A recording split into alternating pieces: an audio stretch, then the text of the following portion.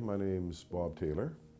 I joined the CCTG about 4 years ago, sometime after my wife died from breast cancer, and her radiation oncologist, Mark Kerba, said, "Hey, have you ever thought about volunteering and doing something like CCTG?"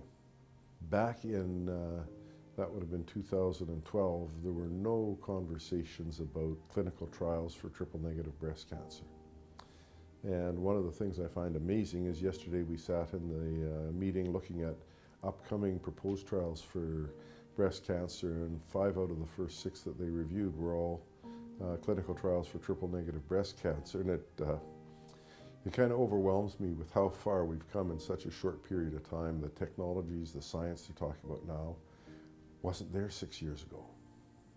I understand the importance in science of having somebody that's not the clinical researcher people representing what patients care about, asking the questions that they would want to have answers to. And so I first volunteered and ended up on the Breast Disease Site Committee, and subsequently I've joined the Molecular Tumor Board.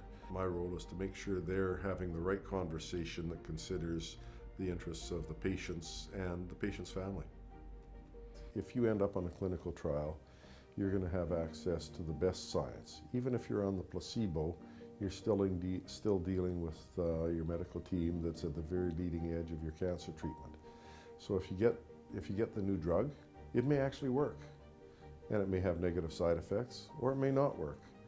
If you end up in the placebo, you're still ending up with a team that's at the leading edge of treatment, and so you're going to have, and I think this is borne out statistically, on average, a better outcome from your cancer than if you did not participate in the clinical trial.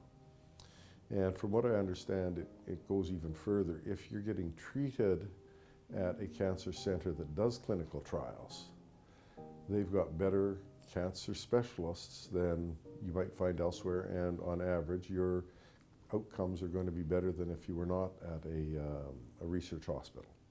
So if there's the opportunity, ask about the trials.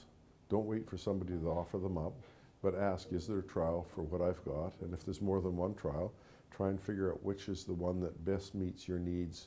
And those needs are both your medical needs, but also your family psychological needs, because that plays an important part in your cancer journey as well.